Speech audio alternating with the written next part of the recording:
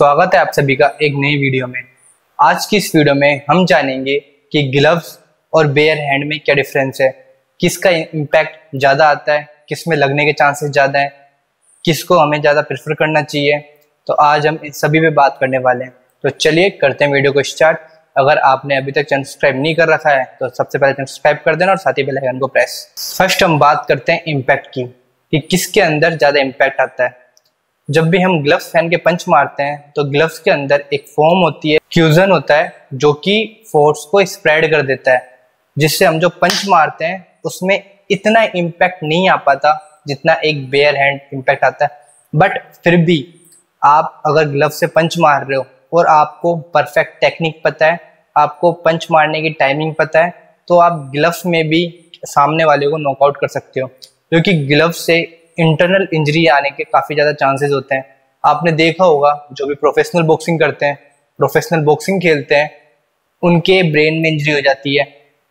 जब भी वो हार्ड हिट से पंच मारते हैं तो नाक टूट जाती है, कईयों की रिब्स टूट जाती है, ब्रेन के अंदर इंटरनल इंजरी हो जाती है। तो वो पावर स्प्रेड तो हो रही है बट उसका इम्पैक्ट इतना कम नहीं हो रहा जितना कि हम सोचते हैं कि पंच के ग्लव्स के अंदर तो फोम होती है, जिसकी वजह से इतनी पावरफुल पंच नहीं पड़ पाएगा, नहीं लग पाएगा। बट अगर एक परफेक्ट टेक्निक से पंच मार रहे हैं, एक परफेक्ट टाइमिंग पे पंच मार रहे हैं, तो ग्लव से भी काफ़ी ज़्यादा इम्पैक्ट आ सकता है। अब ग्लव से भी किसी को भी एक पंच में नॉकआउट कर सकते हो। इसके बाद हम बात करते हैं बेयर नकल की। साफ सी बात है, बिना ग्लव्स के जिसके नकल्स बहुत स्ट्रॉन्ग है, और मेनली जो बॉक्सिंग खेलते हैं, यूएफसी खेलते हैं, या फिर जो ट्रेनिंग करते हैं डेली बेसिस पे, अपने नकल्स को ट्रेन करते हैं, अपने फोर आर्म्स को ट्रेन करते हैं, जिनको पंच मारने की टेक्निक पता है, वो बहुत ज़्यादा डेंजरस हैं बेयर हैंड से।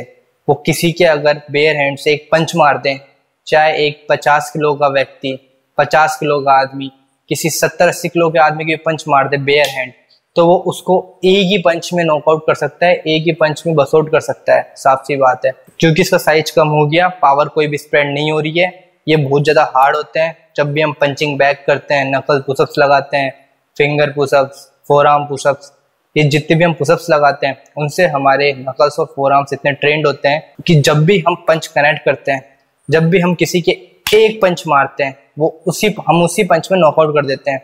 अगर आप भी बॉक्सिंग खेल रहे हो तो आपको पता होगा कि नकल कितने स्ट्रॉन्ग होते हैं। अब आप सोचो, मैंने ग्लव्स नहीं पहन रखे, सिर्फ एक बेयर हैंड है, अब ये बिल्कुल इतना पतला सा हाथ है और मैं किसी के पंच मारूं तो मैं उसको एक ही पंच में नॉकआउट कर सकता हूं। इससे कट लगने के चांसेस काफ़ी ज़्यादा बढ़ सकते हैं। और ग्लव से तो सिर्फ इंटरनल इंजरी हो रही थी, बाहर की भी इंजरी देगा और अंदर की भी इंजरी देगा। इससे होठों पे बहुत ज़्यादा कट आ सकता है, दांत टूट सकते हैं, नाक टूट सकती है। इंटरनल इंजरी के साथ साथ भारी इंजरी भी बहुत ज़्यादा आ सकती है। तो बेयर हैंड का इम्पैक्ट ज़्यादा होता है as compare to gloves. Next point पे हम बात करते हैं डेंजर लेवल, कि दोनों में से डेंजर क्या है, जिसमें हमारे भी इंजरी हो सकती है और सामने वाले की भी हो सकती है। ग्लव्स के अंदर मेनली हमें लॉन्ग फाइट परफॉर्म करनी होती है 3 मिनट की। 3 मिनट के 3-3 राउंड परफॉर्म करने होते हैं और वहाँ हम मैक्सिमम पंच एग्जीक्यूट करते हैं, और वो मैक्सिमम पंच एग्जीक्यूट वही करेगा जो डेली साल भर इन चीज़ों की ट्रेनिंग कर रहा है।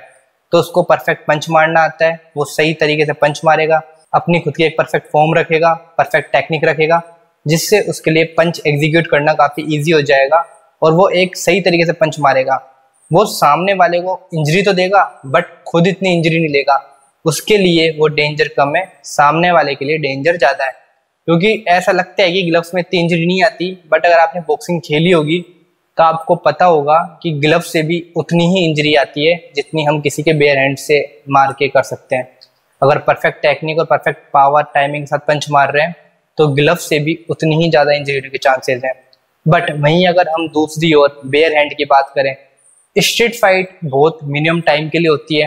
अगर कोई परफेक्ट पंच मार दे तो एक ही पंच में फाइट खत्म हो जाती है, नहीं तो इतना ज़्यादा पंचेस का रोल नहीं होता। और बॉक्सर को हटा दो, आप जो नॉन बॉक्सर आपस में फाइट करते हैं उनको परफेक्ट पंच मारना नहीं आता, जिसकी वजह से जब भी वो पंच एग्जीक्यूट करते हैं, अगर वो गलत डायरेक्शन पे लग जाता है, गलत तरीके से एग्जीक्यूट हो जाता है, तो उनके रिस्ट है, जो ये वाला पार्ट है, इसके फ्रैक्चर होने के काफ़ी ज़्यादा चांसेस बढ़ जाते हैं, क्योंकि उन्हें पंच मारने की टेक्निक नहीं पता होती, फोर आर्म्स में इतनी पावर नहीं होती, जिसकी वजह से उनके ये वाला पार्ट बहुत जल्दी फ्रैक्चर हो जाता है। आपने देखा होगा जब भी लड़ाई होती है, लड़ाई के बाद जो नॉन बॉक्सर है उनकी जब भी लड़ाई होती है तो उनके हर लड़ाई के बाद यहाँ पे बैंडेज बंधी हुई जरूर दिखती है, सिर्फ इसी वजह से क्योंकि उनको पंच मारना ढंग से नहीं आता है। वो ज्यादा डेंजरस हो गया उनके लिए क्योंकि वो खुद के ज्यादा इंजरी कर रहे हैं। अगर वो परफेक्ट एग्जीक्यूट पंच नहीं कर रहे तो उनके इंजरी होने के ज्यादा चांसेस हैं। हम बॉक्सिंग के अंदर सेफ्टी भी रखते हैं, ग्लव्स पहनने से पहले बैंडेज को रैप करते हैं, हमारे इस वाले पार्ट को अच्छे से कवर करते हैं, नकल वाले पार्ट को अच्छे से कवर करते हैं, थंब को, फिंगर्स, हर तरीके को हम अच्छे से कवर करके अच्छी टेक्निक के साथ दैन पंचों को एग्जीक्यूट करते हैं। तो ग्लव्स इतने डेंजरस नहीं है जितने बेयर हैंड है, इंजरी के हिसाब से, डेंजरस के हिसाब से। इसके बाद हम नेक्स्ट बात करते हैं ब्रेन वर्सेस बोन्स। ग्लव्स में हम जब भी अटैक करते हैं, जब भी पंच मारते हैं तो ग्लव्स से ब्रेन की इंजरीज होने के ज्यादा चांसेस होते हैं। हम कंटिन्यू अटैक कर रहे हैं, पूरी पावर से पंच मार रहे हैं, अच्छी टेक्निक के साथ एग्जीक्यूट कर रहे हैं, सामने वाला भी पंच मार रहा है, बट अगर ज्यादा पंचेस खोलेंगे, जितने ज्यादा पंच एग्जीक्यूट करेंगे तो उतने ज्यादा इंजरी के चांसेस बढ़ जाएंगे। तो इसमें कट के चांसेस कम होते हैं ग्लव्स के अंदर, बट ब्रेन इंजरी के चांसेस ज्यादा होते हैं।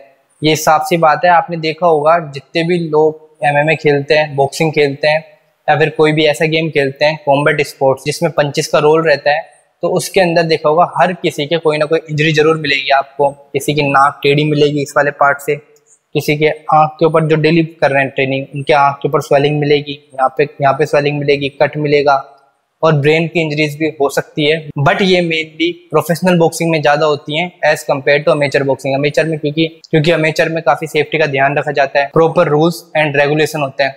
वहीं बेयर नकल की बात करें तो वहां पे पंच की स्पीड तो कम हो जाती है, नॉन बॉक्सर के लिए बता रहा हूँ, पंच की स्पीड तो कम हो जाती है, टेक्निक भी नहीं आती, बट अगर वो कनेक्ट हो जाए, चाहे वो नॉन बॉक्सर ही क्यों ना मारे, तो उससे कट, स्वेलिंग और फ्रैक्चर तो पक्का है। अगर अच्छे से कनेक्ट कर दिया, यहाँ पे मार दिया, यहाँ पे मार दिया, कहीं पे भी आपने अच्छे से अटैक कर दिया, फ्रैक्चर होगा ही होगा, स्वेलिंग आएगी और साथ में कट भी लग सकता है। तो ग्लव्स तो ब्रेन के लिए खतरनाक है, और बेयर हैंड्स हमारी बोन के लिए, बेयर हैंड्स हमारे फेस के लिए, हैंड्स के लिए खतरनाक है। अब हम बात करते हैं फाइटिंग स्टाइल के ऊपर। दोनों में अलग अलग फाइटिंग स्टाइल यूज में आती है, बेयर हैंड और ग्लव्स के अंदर। ग्लव्स से हम जब भी अटैक करते हैं तो हमें पता है मेनली रिंग के अंदर स्पैरिंग सेशन में अटैक करेंगे, तो वहां पे हम ज्यादातर कॉम्बिनेशन अटैक पे फोकस करते हैं, जिसके अंदर हम 3 पंचेस, 4 पंचेस, एक पंच तो बहुत कम खोलते हैं, डोज देने के लिए खोलते हैं, बाकी हम मेनली कॉम्बिनेशन पंचेस पे वर्क करते हैं। वहीं दूसरी और बेयर हैंड की बात करें तो यहाँ पे हम कोई बॉक्सिंग स्टाइल की बात नहीं करते, किसी भी स्टाइल या फिर फाइटिंग स्टाइल की बात नहीं करते, यहाँ पे हम सिर्फ अटैक की बात करते हैं, जिसकी वजह से हमारे रिस्ट के टूटने के चांसेस बढ़ जाते हैं, हमारे इंजरी होने के चांसेस बढ़ जाते हैं अगर पंच सही तरीके से एग्जीक्यूट नहीं होता है, सही टारगेट पे नहीं लगता है तो। और अगर सही टारगेट पे लग जाता है तो दूसरे के लगने के चांसेस बहुत ज्यादा बढ़ जाते हैं। ट्रेनिंग एंड कंडीशनिंग के बारे में बात करें तो दोनों के अलग अलग है। ग्लव्स के साथ अगर आप ट्रेनिंग करना चाहते हो, अच्छी अपनी फॉर्म को इंक्रीज करना चाहते हो, पावर लाना चाहते हो, तो आप जितना हो सकता है उतना ज्यादा पंचिंग बैक करो। अगर आप बेयर हैंड पंचिंग बैक करोगे तो आपके नकल वाले पार्ट पे कट लग सकता है, रिस्ट में इंजरी हो सकती है, और वो सिर्फ दूर से देखने में अच्छा लगता है बट वो काफी ज्यादा डेंजरस होता है और उसमें इंजरी के चांसेस बहुत ज्यादा होते हैं। अगर आप पर्टिकुलर बेयर हैंड ट्रेन करना चाहते हो, अपने नकल्स को और फोरआर्म को ट्रेन करना चाहते हो, तो इसके लिए आप पुशअप्स लगा सकते हो। इसके ऊपर मैंने वीडियो भी बना रखी है डिस्टेंट फोरआर्म्स के ऊपर, इस वीडियो को आप चेकआउट कर सकते हो, जिससे आपको पता चलेगा कि आपको क्या क्या ट्रेनिंग करनी है अपने इन वाले पार्ट को स्ट्रॉन्ग करने के लिए। तो आप नकल पुशअप्स लगा सकते हो, फिंगर पुशअप्स, रिस्ट पुशअप, साथ ही आप एक्सप्लोजिव पुशअप्स लगा सकते हो और वेटेड शैडो बॉक्सिंग कर सकते हो, जिनसे आपके रिस्ट, फोरआर्म्स और नकल्स काफी अच्छे ट्रेंड होंगे। तो ये था पूरा एक बेसिक कंपैरिजन। कुछ लोग पूछ रहे थे कि अगर हम बेयर हैंड ट्रेंड करते हैं तो क्या होता है, ग्लव्स ज्यादा अच्छे हैं या बेयर हैंड ट्रेनिंग ज्यादा अच्छी है, फाइट में ग्लव्स का क्या रोल है या बेयर हैंड का क्या रोल है। इस तरीके से काफी कमेंट्स, मैसेजेस आ रहे थे। उम्मीद है कि अब आपका डाउट दूर हो गया होगा। अगर अब भी आपको कोई डाउट रह जाता है तो आप मुझे कमेंट सेक्शन में कमेंट करके पूछ सकते हो, और साथ ही आप मुझे इंस्टाग्राम पे भी फॉलो कर सकते हो, वहां पे मैं डेली वर्कआउट डालता रहता हूँ, जिनसे आपको काफी मदद मिलेगी अपने आप को और भी बेहतर बनाने में। तो मिलते हैं नेक्स्ट वीडियो में, जब तक ले प्रैक्टिस करते रहें, अपना ध्यान रखें, कीप सपोर्टिंग।